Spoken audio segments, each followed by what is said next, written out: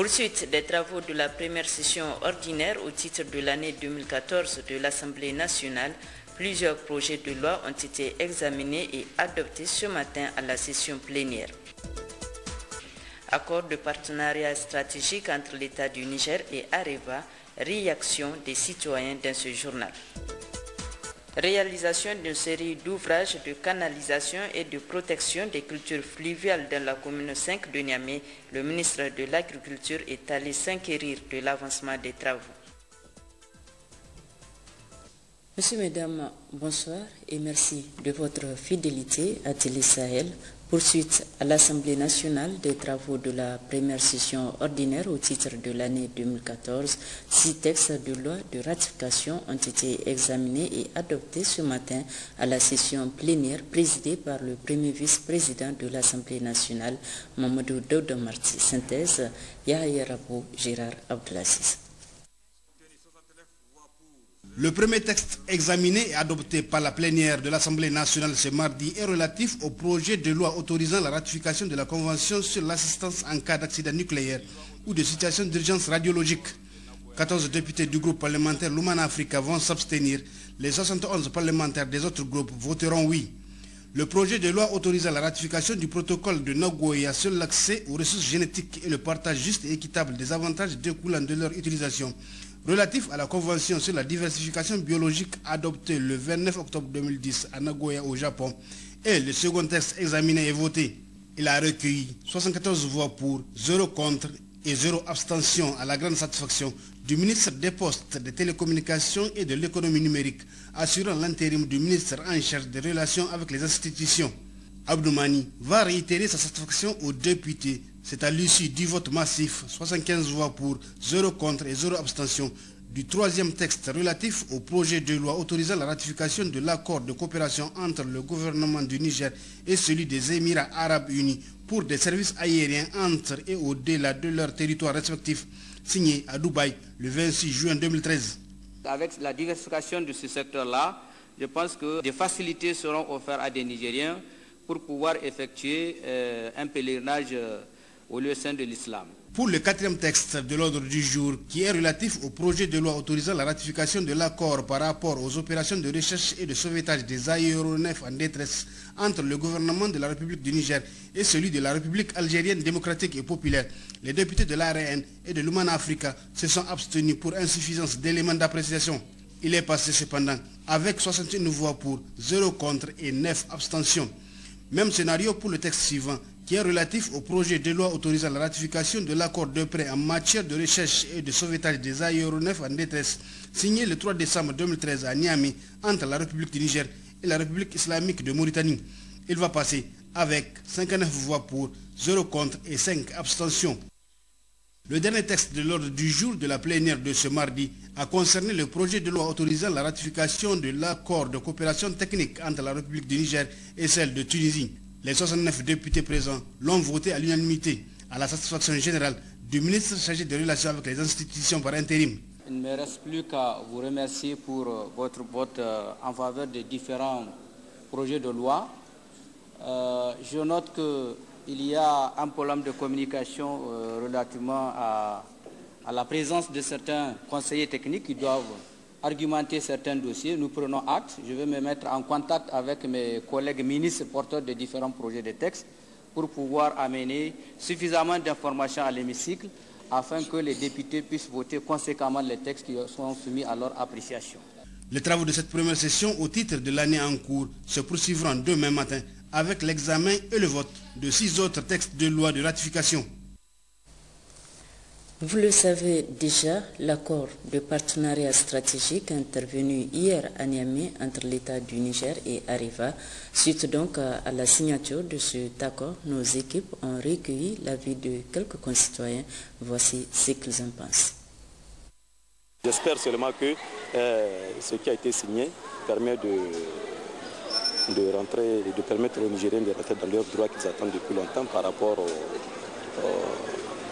au contenu de l'accord. J'ose espérer que c'est des résultats qui vont permettre aux Nigériens d'avoir beaucoup plus de droits dans leurs ressources. Areva essaie de respecter tout cela. Vraiment, c'est des points à gagner. S'il vraiment il respecte qu'il va faire un siège, et s'il va aussi construire, réhabiliter ou construire la voie Tawa-Agadez. Vraiment des bonnes choses. C'est une bonne chose d'avoir trouvé un accord avec l'Areva et surtout la détermination de notre cher président.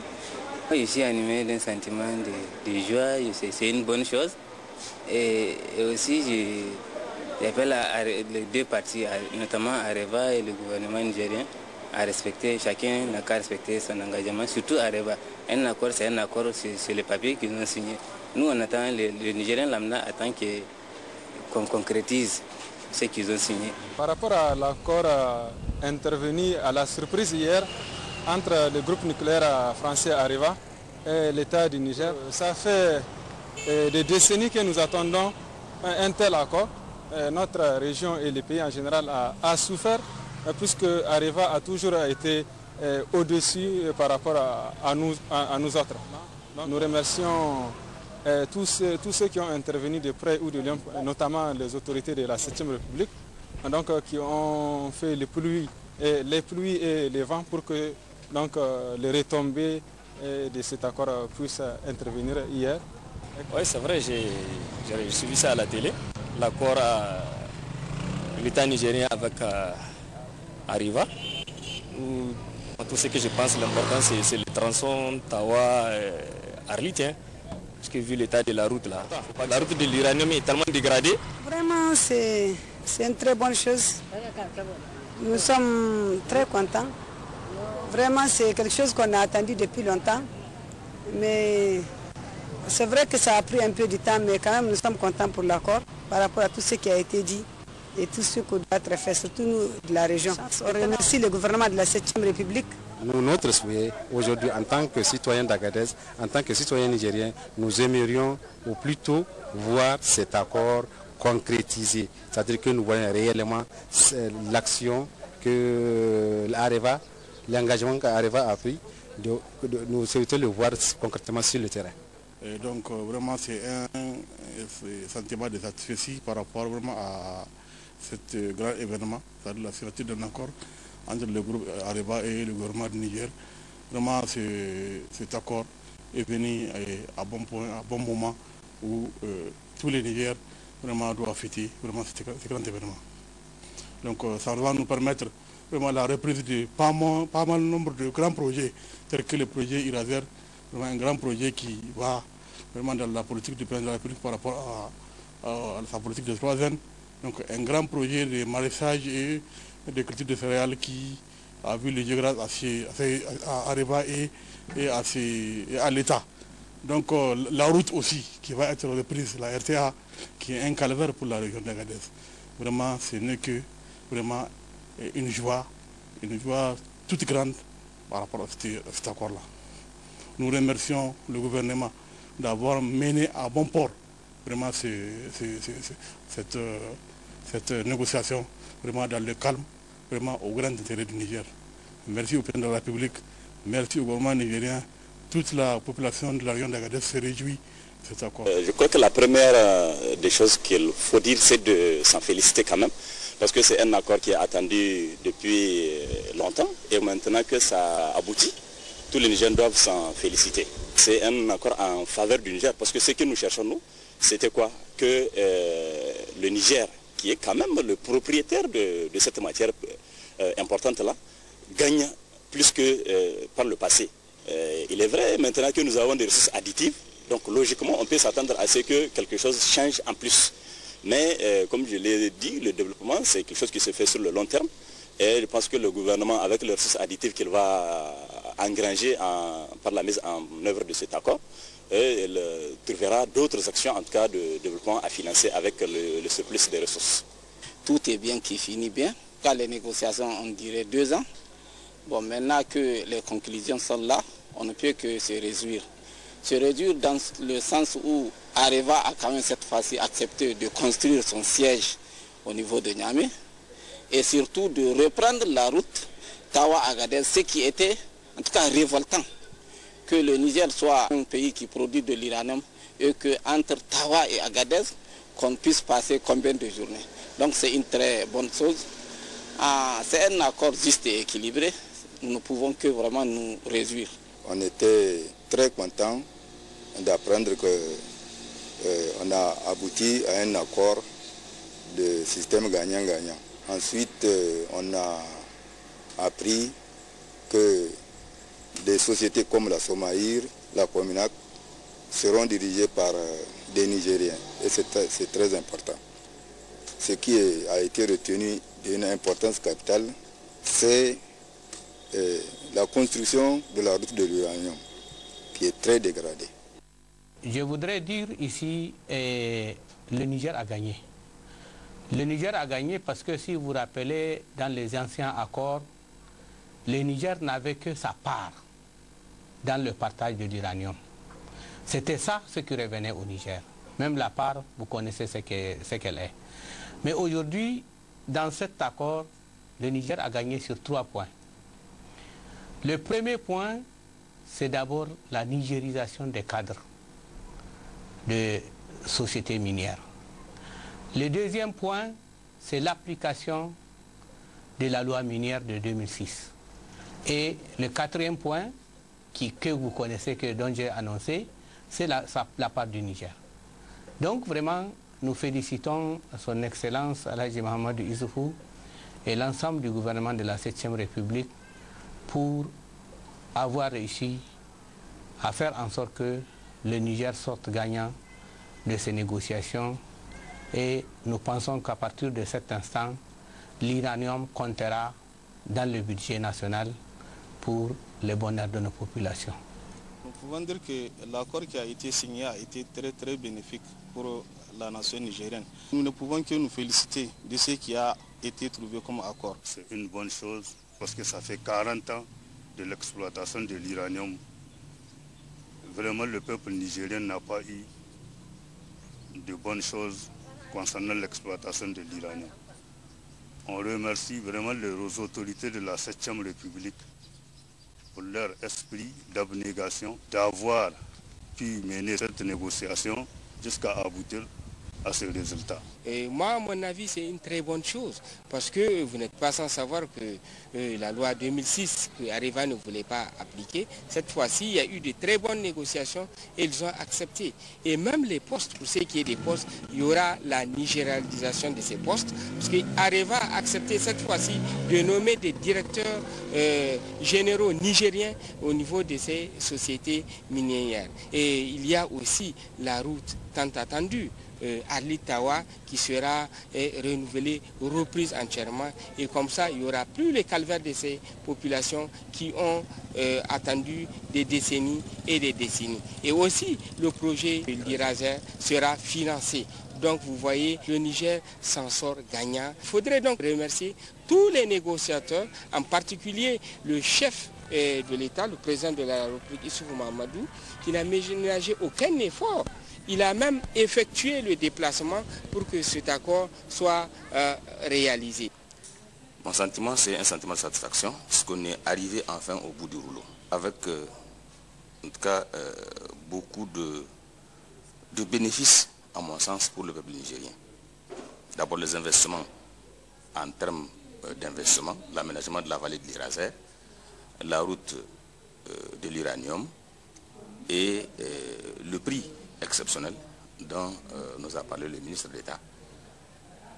Et les postes de responsabilité que vont désormais occuper nos concitoyens. Nous estimons que c'est vraiment très satisfaisant. Nous sommes fiers que ces négociations aient été conduites, en tout cas avec autant de professionnalisme. Nous en sommes très fiers. Suite de cette édition, le ministre d'État en charge de l'agriculture était ce matin dans la commune 5 de Niamey, notamment à Kourtéré et Nénigungu. Abdelabou est allé s'inquiéter de l'état d'avancement des travaux de réalisation d'une série d'ouvrages de canalisation d'eau devant protéger les habitations et les sites maraîchers pendant la saison hivernale. Amanisseni, Gérard Abdelaziz.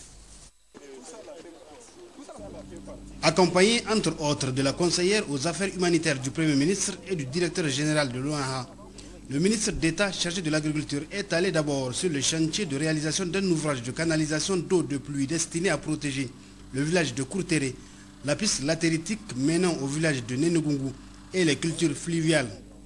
Depuis 5 jours maintenant, les travaux connaissent un blocage du fait du refus de certains propriétaires terriens de Nénégoungou de permettre à l'entreprise le prélèvement de matériaux.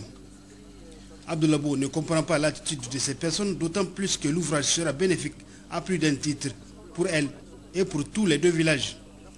Le ministre d'État chargé de l'agriculture a donné des fermes instructions pour que les travaux reprennent le plus tôt possible. Abdoulabo et sa délégation se sont enfin rendus au chantier de réhabilitation de la digue de protection du quartier Nonwaré, qui est confronté au même problème de blocage des travaux. La médiation du ministre d'État en charge de l'agriculture entre l'entreprise chargée d'exécuter les travaux et le représentant des propriétaires du terrain situé dans le lit du fleuve, il faut le préciser, n'a pas abouti. Finalement, il a été recommandé à l'entreprise de prélever du matériau ailleurs, plus loin, avec tout ce que cela occasionnera comme conséquence. Il faut indiquer que ces travaux de protection ont débuté il y a 15 jours pour une durée de 2 mois. Le taux d'exécution est déjà de 30 à 40%. Ils vont coûter plus de 710 millions de francs CFA à l'État du Niger. Lancement hier par la ministre de l'Enseignement primaire de la 5e édition du Salon international de l'éducation et de la formation. Cette rencontre qui enregistre la participation des pays de la sous-région a regroupé tous les acteurs intervenant dans le domaine. Compte rendu, Issoufou Samaïla, Jocelyne Amos. 5 pays de la sous-région se sont joints au Niger pour cette rencontre sur l'éducation et la formation. Il s'agit du Bénin, du Togo, du Mali, du Burkina Faso et du Sénégal. Tous ont répondu à l'appel de l'Observatoire des performances de l'éducation au Niger, Open Niger. Open Niger, qui par la voix de son coordonnateur El Haj Amadou Mahamadou, reconnaît les efforts du gouvernement, d'où cette exhortation du président du cadre de concertation des organisations de la société civile. Il y a eu beaucoup de choses qui ont été faites dans le domaine de l'éducation, mais il reste encore beaucoup à faire. Et ce qui reste à faire, ce n'est ni la faute du gouvernement, ni la faute des partenaires techniques et financiers, ni la faute des organisations de la société civile, mais c'est notre faute à tous. Parce que chacun de nous doit œuvrer pour que l'éducation soit une réalité. Nous sommes convaincus qu'il faudrait que chaque Nigérien fasse le mieux de lui-même, apporte sa contribution pour que nous puissions relever les défis de demain. Je serai utile à mon pays. Au Niger, un enfant sur 5 en âge d'aller à l'école n'y va pas, a souligné la ministre de l'Enseignement primaire qui saisit toute la pertinence de ces assises. Le Salon de l'éducation et de la formation du Niger, en s'ouvrant aux pays de la sous-région, se veut un cadre d'échange et de débat sur l'évaluation des acquis, des programmes nationaux initiés pour l'atteinte des 6 objectifs de l'éducation pour tous et pour dégager les perspectives communes pour le programme post-2015. La pleine réalisation de ces 6 objectifs de l'EPT à l'horizon 2015 reste encore un défi pour la plupart de nos pays. C'est pourquoi, en ce qui concerne le Niger, le programme sectoriel de l'éducation et de la formation 2014-2024, bâti sur une vision holistique de l'éducation et de la formation, se veut le socle de la renaissance du système éducatif nigérien. D'ores et déjà, des réalisations significatives et inédites ont été faites sur le plan de la formation et du recrutement des enseignants, de la construction des infrastructures, des équipements des établissements en mobilier, en manuel, en fournitures scolaires. La visite des différents stands d'exposition des partenaires de l'éducation a marqué la fin de la cérémonie d'ouverture de la 5e édition du Salon international de l'éducation et de la formation. Oui, cette cérémonie s'est donc déroulée ce matin au Palais des Congrès de Niamey. Bientôt, le lancement des travaux de réalisation de la centrale thermique de Salkadamna. La visite hier sur le site du ministre de l'Énergie et du Pétrole s'inscrit dans ce cadre. Fumako Igado est allé explorer le terrain avant d'effectuer plusieurs visites dans la commune rurale de Taknamat dans la région de Tawa. Yazrabu Mohamed El Mokhtar. Le ministre de l'Énergie et du Pétrole a réceptionné tout d'abord une ambulance offerte par la compagnie minière et énergétique du Niger au CSI de Takanammat. Le maire de la commune ainsi que les médecins chefs des districts sanitaires de Tawa ont exprimé leur gratitude au directeur général de la semaine, Ibrahim Maman, pour ce noble geste qui améliorera les services de santé dans la commune.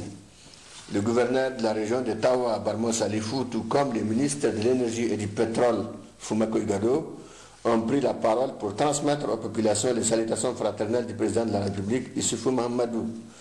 Ayant parcouru la piste très difficile de Takanammat et sachant que le vœu le plus ardent des populations est de voir la route Tawa-Takanammat réalisée, le ministre Fumako Igado a déclaré devant la population que cette route fait partie des préoccupations du président de la République, Issoufou Mahamadou, et Inch'Allah, elle sera réalisée dans les meilleurs délais, surtout avec le lancement très prochain des travaux de réalisation de la centrale thermique du charbon de Salkadamna. Après Takanammat, le ministre a visité un puits cimenté appelé Salkadamna Idi, réalisé par la semaine. Là aussi, les bénéficiaires qui avaient énormément de problèmes d'approvisionnement en eau n'ont pas caché leur satisfaction. Ils ont remercié les autorités de la 7e République, au premier rang le président de la République, son Excellence Issoufou Mahamadou, qui ont créé les conditions ayant permis à la compagnie minière et énergétique du Niger de trouver solution à leurs problèmes les plus urgents. Grâce à cette société, notre village de Salkadamna dispose déjà d'une mini-AEP et d'une école en matériaux définitifs. Le ministre et sa délégation ont visité la réalisation. Le directeur de l'école comme le maire n'ont pas été avares d'éloges à l'endroit de la semaine et de son directeur général Ibrahim Maman qui prend du plaisir à soulager les populations à qui, à la base vie même de la société, il a permis de s'approvisionner en eau sans oublier leurs animaux. Nous avons pu noter que les réserves en charbon considérables identifiées pour le moment, qui sont de l'ordre de 52 millions de tonnes, promettent une longue exploitation, même à grande échelle. Et c'est là, pour le développement économique et social de notre pays, le désir le plus fort du président de la République, son Excellence Issoufou Mahamadou. Les travaux d'aménagement et de bitumage de la route Saïtapoa, longue de 92 km, sont exécutés à 97%. C'est du reste ce qui ressort de la visite du ministre de l'Équipement ce matin sur ce chantier.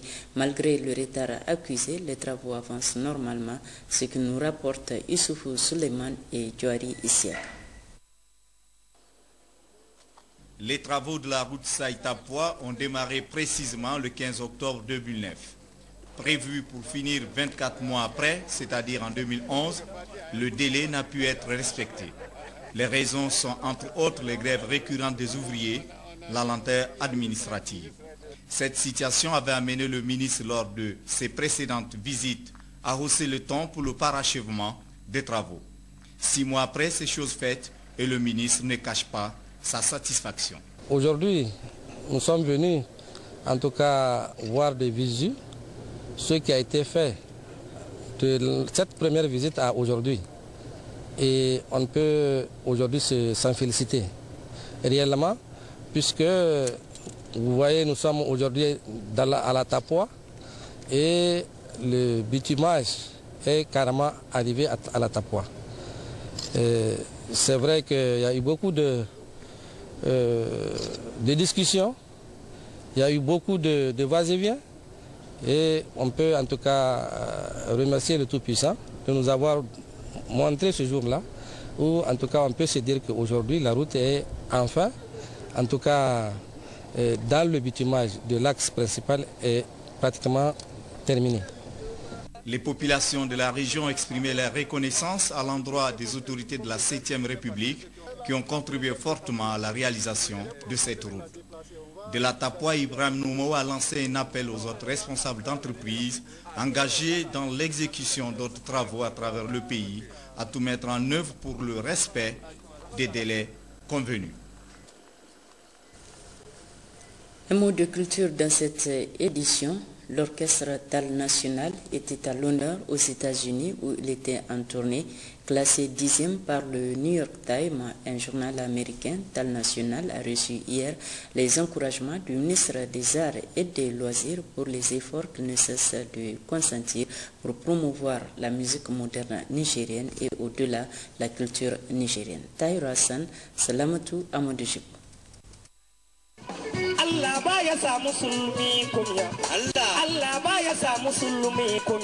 L'orchestre Tal National a l'honneur au jardin du ministère de la Culture. Ce groupe, après une tournée aux États-Unis, est classé 10e au plan mondial par le New York Times, un journal américain.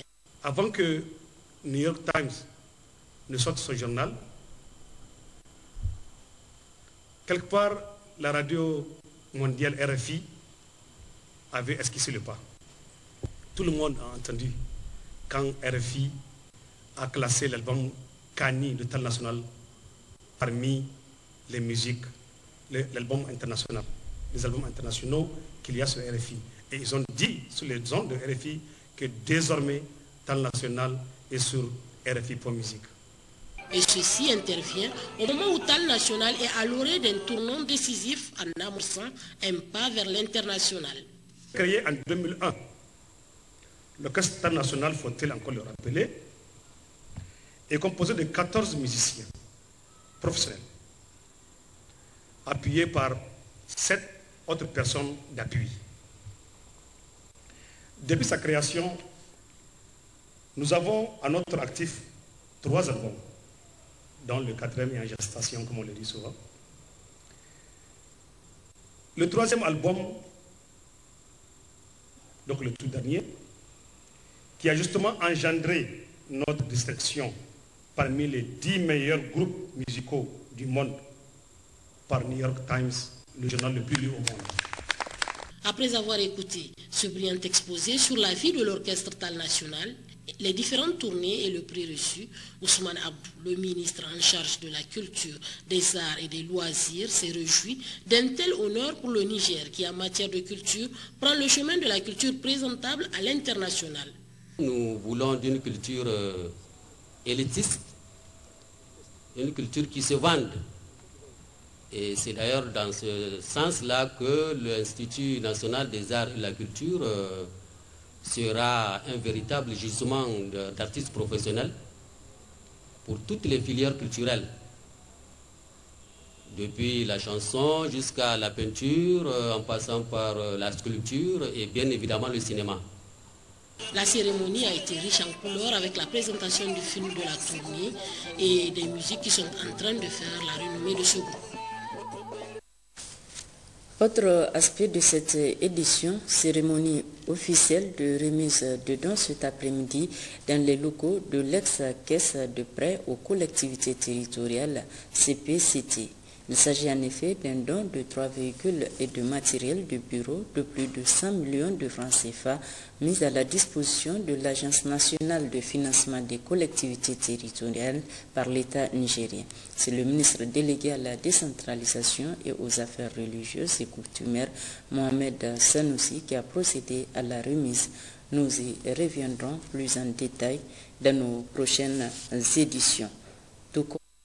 Reviendrons sur la cérémonie de remise à Filengue de certificat aux jeunes filles adolescentes de l'initiative Burkintarei Berei Ilmi Zamandounia, un programme du Fonds des Nations Unies pour la population qui vise à créer un espace sûr pour renforcer les capacités financières et intellectuelles des jeunes filles dans les zones d'intervention du programme. L'Organisation pour la démocratie, la transparence et le patriotisme organise depuis ce matin à Niamey un atelier de formation sur la lutte contre la corruption au Niger. La cérémonie d'ouverture a été présidée par le vice-président de la Halsia, Guy Mathieu Tia Salif Garba. Cette formation permettra à ces acteurs de la société civile et des droits de l'homme de réfléchir sur les stratégies en vue de dégager les voies et moyens pour combattre la corruption dans notre pays. La corruption, quant à sa lutte, nous concerne tous. Des efforts importants doivent être consentis par l'ensemble des vivres de la nation pour contribuer efficacement à cette lutte en vue d'une plus grande participation de tous les Nigériens à une gouvernance de qualité. Il faut aussi retenir que, en 3 ans, sous la conduite du président de la République, Mahamadou Issoufou, des efforts significatifs ont été faits et les résultats sont quand même là. Il s'agit notamment de renforcer le rôle des inspections générales d'État, de la cellule de traitement des infractions financières, ainsi que d'autres nouvelles structures qui ont vu le jour. Le vice-président de la haute autorité de la lutte contre la corruption et les infractions assimilées, Al-Sia, a indiqué que le gouvernement fait de la lutte contre la corruption l'une de ses priorités. Je pense que cet atelier vient à point nommé. Il va falloir, en tout cas ceux qui sont dans la salle, qu'on s'investisse. Parce que chaque jour, en faisant ce genre d'activité, si on arrive à gagner 1 ou 2 personnes, qu'on arrive à extraire dans les rangs de ceux qui sont attaqués par cette maladie, c'est déjà quelque chose de très bien. Il faut noter que cette formation est organisée par l'Organisation pour la démocratie, la transparence et le patriotisme qui contribue efficacement dans ses actions au quotidien dans la lutte contre la corruption. L'atelier de validation du document de planification énergétique du Niger pour la période 2010 à 2035, c'est aussi ce matin à Niamey. L'objectif est de rendre disponible l'énergie en quantité et à moindre coût. Askou Jibrila Kadijata Hassan.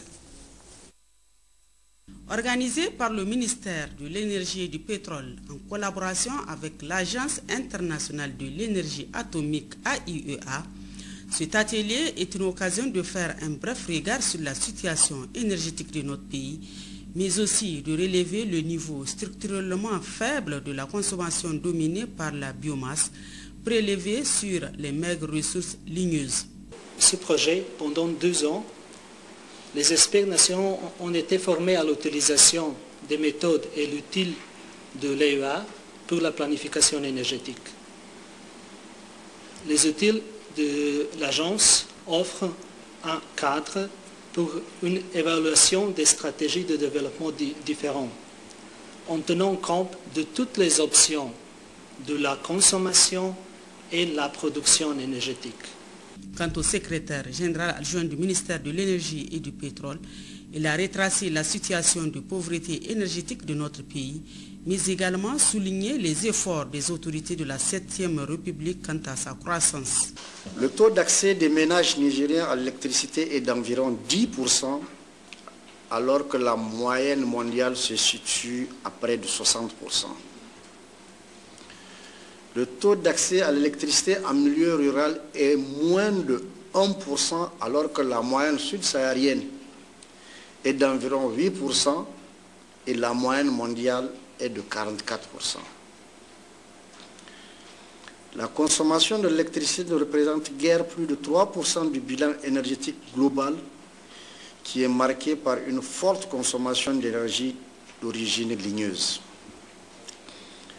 La consommation d'électricité par tête d'habitant est de moins de 50 kWh par an.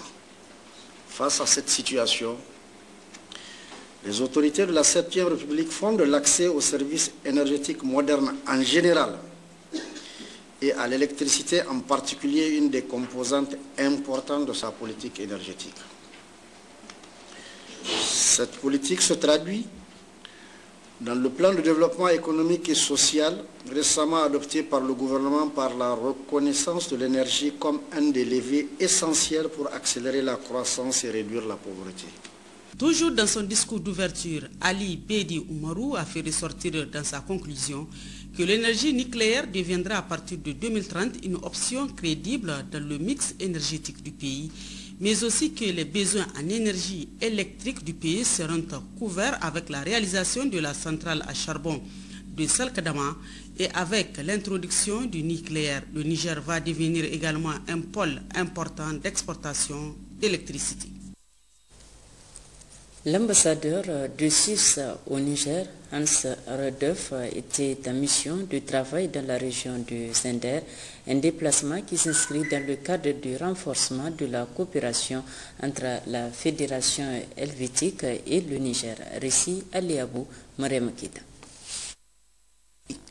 Renforcer la relation de coopération Suisse-Niger, voir les réalités de les régions, sont entre autres les motifs du déplacement de l'ambassadeur de Suisse au Niger, Hans Rudolf Hodel. La raison principale, c'est que nous avons une forte coopération entre la Suisse et le Niger. Et quand je voyage évidemment sur le terrain, c'est aussi pour voir nos projets, nos réalisations et les futurs projets qu'on peut encore réaliser. Nous, les projets, on les fait d'entente avec le gouvernement central et puis aussi les administrations locales pour vraiment faire des progrès là où le gouvernement et les autorités décident que c'est le plus nécessaire.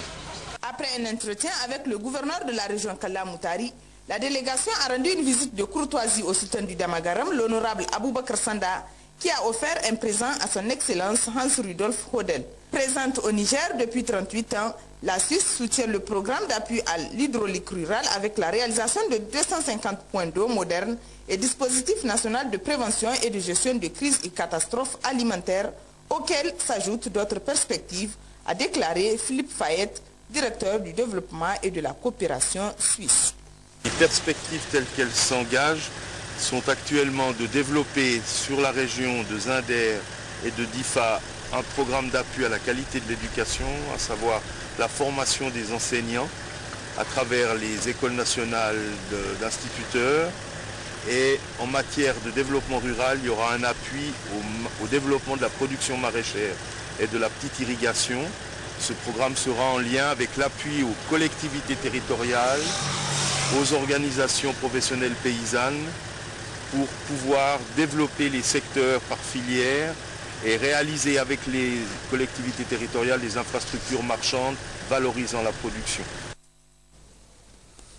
À Dosso, le gouverneur de la région, Seydou Zatou Ali, a présidé ce mardi une réunion d'information sur les préparatifs de la fête tournante du 18 décembre. Anatole Ismaila Harisougarab. En prélude à l'arrivée de son Excellence Alhaj Issouf Mahamadou le samedi prochain à Dosso, le gouverneur de la région de Dosso, M. Seydou Zatou Ali, a rencontré toutes les couches socio-professionnelles pour une mobilisation effective de la population dossolaise afin de lui réserver un accueil chaleureux. Il vous souviendra que le gouvernement de la 7e République a pris l'engagement de reprendre la voirie, créer des infrastructures modernes et faire des réfections de la commune urbaine de Dosso pour que la ville de Dosso puisse répondre aux normes de Dosso-Soga avant la fête tournante du 18 décembre 2014. Et c'est dans ce cadre que le président de la République, Elhaj Issouf Mahamadou, chef de l'État, fera le déplacement de Dosso ce samedi afin non seulement de procéder officiellement à la pose de la première pierre pour la construction des logements de la cité du 18 décembre 2014, mais aussi pour constater de visu l'évolution des différentes activités prévues dans ce cadre. C'est pourquoi, au cours de cette rencontre, M. Seydou Zatou Ali, après avoir demandé à l'ensemble des Dossolais de sortir massivement pour prouver leur fierté aux autorités de la 7e République en accueillant avec enthousiasme son Excellence Alhaj Issouf Mahamadou, qui d'ailleurs, en dehors des membres du gouvernement et autres invités de marque qui l'accompagneront, sera avec une délégation de Birnin Kebi, Nigeria, et avec le préfet de Parakou, Bénin, qui seront là pour témoigner la fraternité et le bon voisinage qui existent entre nos peuples. Les sites de Tungansawani dans la commune de Bagaroua ont servi de cadre au lancement des travaux de restauration de l'environnement sur financement de l'État du Niger au titre de l'année, au titre de la région. Le coup d'envoi de cette activité a été donné par le gouverneur de la région, Yazrabiou Mohamed El Mokhtar. Le gouverneur de la région de Tawa a effectué le déplacement de Bagaroua en vue de procéder au lancement officiel au titre de la région des travaux de restauration de l'environnement. Une enveloppe de 249 millions de francs CFA est prévue à cet effet pour la région de Tawa au titre du budget 2014. Pour Barmo Salifou, ces efforts importants des autorités de la 7e République pour venir en aide aux communautés rurales s'inscrivent spécifiquement dans le cadre de la mise en œuvre du plan d'accélération de l'initiative 3N, les Nigériens nourrissent les Nigériens.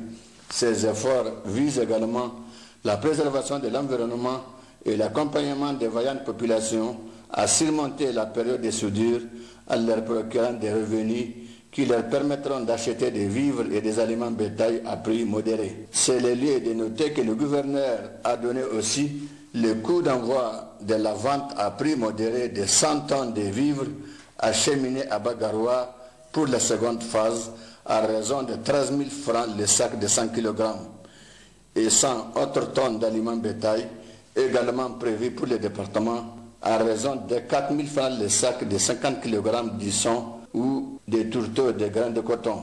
Occasion pour le gouverneur de la région de Tawa d'exprimer au nom des populations de la région toute sa reconnaissance aux autorités de la 7e République pour tous ces efforts venus à point nommé au bénéfice des populations dont la présence massive sur les sites, a souligné Barmo Salifou, illustre de manière éloquente leur adhésion totale à toutes les œuvres de construction nationale initiées par le président de la République, son Excellence Issoufou Mahamadou, et son gouvernement dirigé par Birji Rafini. Les bénéficiaires directs sont de l'ordre de 3600 hommes jour qui viendront de plusieurs villages environnants.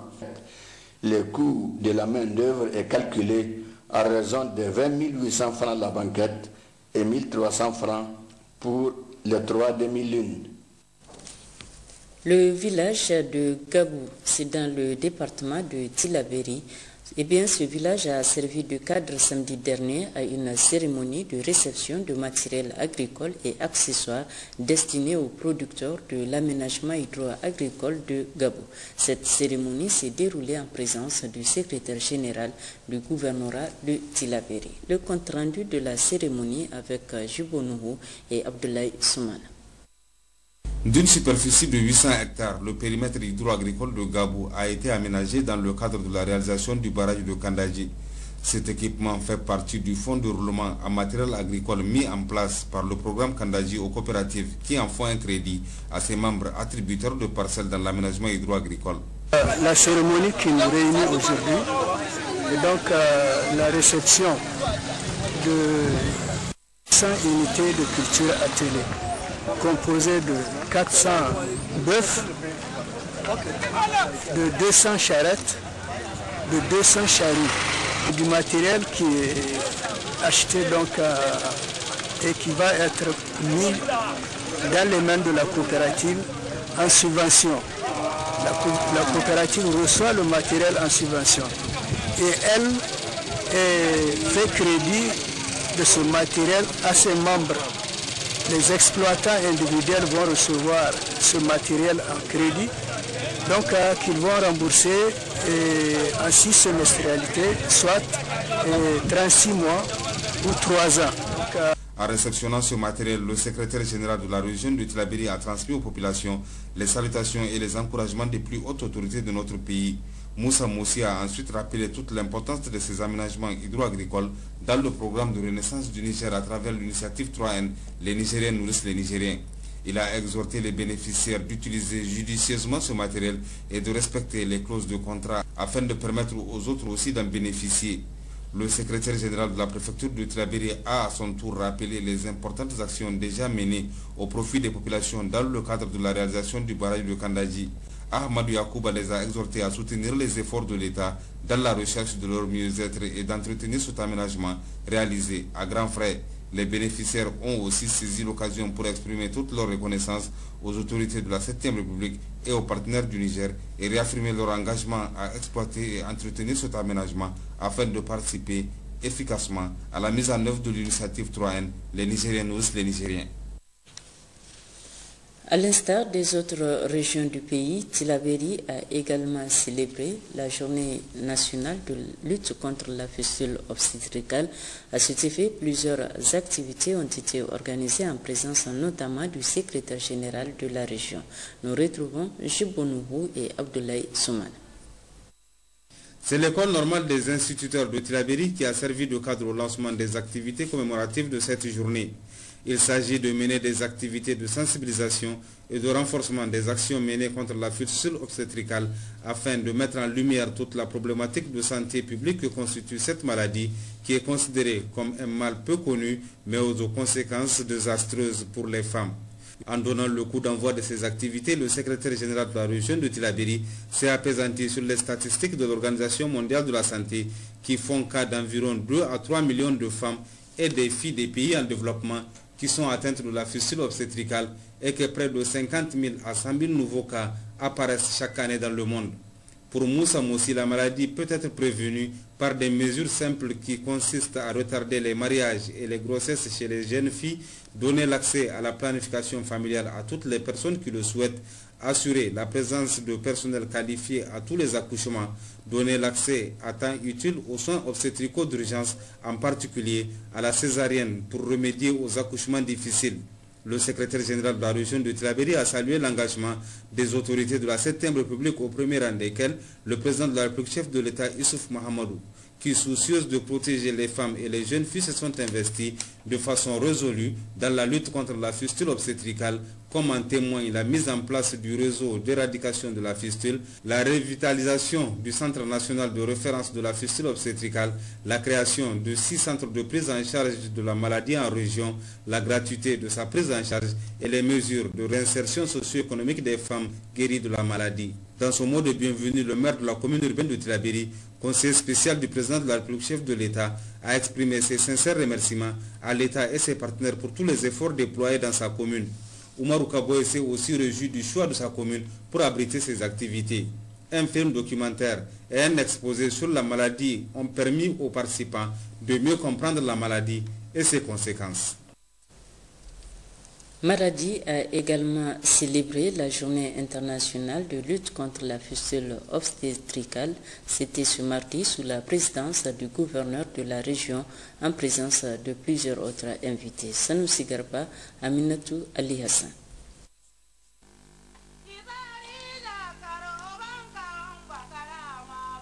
C'est avec cette chanson des femmes fistuleuses qu'a débuté la cérémonie officielle du lancement des activités de la journée mondiale d'éradication de la fistule obstétricale dans la région de Maradi.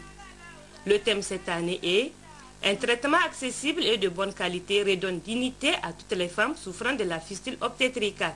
La célébration de cette journée traduit dans les faits la ferme volonté politique du président de la République, Issoufou Mahamadou, et celle du gouvernement de la 7e République d'apporter des solutions définitives et durables aux problèmes de santé de la population nigérienne en général et celle des femmes en particulier. La fistule obstétricale est une maladie invalidante mais guérissable. Les caractéristiques ou des signes majeurs qui sont l'odeur nauséabonde qui accompagne le coulement des urines et ou des selles, ces malades font de ces jeunes femmes des personnes marginalisées avec comme conséquence la perte de leur foyer, amis et parents, du coup rejetés par la société. Leur seul lieu de refuge, les formations sanitaires. À titre de rappel, en 2012, sur le recensement des 385 femmes victimes de fistules obstétricales nécessitant une réparation chirurgicale par le réseau d'éradication de la fistule, 30% de cet effectif provient de la région de Maradi. C'est dire combien notre région est concernée par ce fléau qui handicape nos sœurs et nos filles. Selon les statistiques régionales, entre 2010 et 2013, plus de 251 femmes victimes de fistules ont été prises en charge au niveau du CHR de Maradi, dont 190 cas ont été couronnés de succès. L'opérationnalisation de centres de santé de la mère et de l'enfant en 2014 dans toutes les régions du pays constitue à première vue une opportunité pour la prise en charge des cas de fistule en termes de transfert des unités d'obstétrique et de gynécologie de CHR. Le gouverneur de la région de Maradi, Abdou Maman, saisit cette occasion pour adresser ses sincères remerciements et sa profonde gratitude à tous les partenaires techniques et financiers, particulièrement FINIAP, l'UNICEF, l'OMS, la CIM d'Anja, les bonnes volontés pour l'appui technique, matériel et financier, conséquent qu'ils ne cessent d'apporter dans le domaine de la lutte contre la maladie au niveau de la région de Maradi. La cérémonie a pris fin avec une visite guidée dans les locaux du centre mère-enfant. Cérémonie de certification de fin de défécation à l'air libre hier dans le département de Kanté, région de Zender. C'était en présence du préfet du département de Kanté, Fajiboukar Mariamakita. La présente manifestation consacre la cérémonie de fin de défécation à l'air libre des 15 villages et quartiers de la commune rurale de Yaouri qui ont été déclenchés en décembre dernier à travers l'approche assainissement total pilotée par la communauté ATPC. Une approche qui, faut-il le préciser, initiée par l'UNICEF, consiste à encourager la communauté pour analyser sa propre situation en matière d'assainissement, ses pratiques en matière de défécation et leurs conséquences, suscitant ainsi une action collective visant à atteindre et maintenir un état de fin de défécation à l'air libre par la construction de latrines par la communauté sans subvention extérieure. La commune rurale de Yaouri, commune pilote de l'ATPC, à travers ses 15 villages et quartiers certifiés, témoigne de cette prise de conscience de l'approche ATPC par la population et dont le maire Kanta Abdou se dit réjoui. Pour sa part, le chef de canton de Kanté, Abdelkader Tintouma, a exhorté la population à persévérer à s'approprier de cette approche pour le bien-être de tous. Un engagement dont le représentant des villages fait sien avec la promesse de sensibiliser les autres villages à s'inspirer des exemples de ceux certifiés. L'amélioration des conditions d'hygiène et d'assainissement des populations urbaines et rurales, a déclaré le préfet de Kanté, est au centre des préoccupations des autorités de la 7e République. Occasion pour Hamid Maman de réitérer les encouragements de ses autorités à la population et aux responsables départementaux et communaux. Il a également mis à profit cette occasion pour interpeller les exodants qui transitent par le désert sur les sanctions prises et qui leur seront infligées dès qu'ils seront pris en flagrant délit. Le représentant du gouverneur a salué le courage et le sens de responsabilité des autorités de ce département qui font de l'assainissement en général et de l'ATPC en particulier leur priorité. 15 villages retenus, dont 8 ont reçu des témoignages de satisfaction. Une cérémonie qui a pris fin avec la visite des villages primés.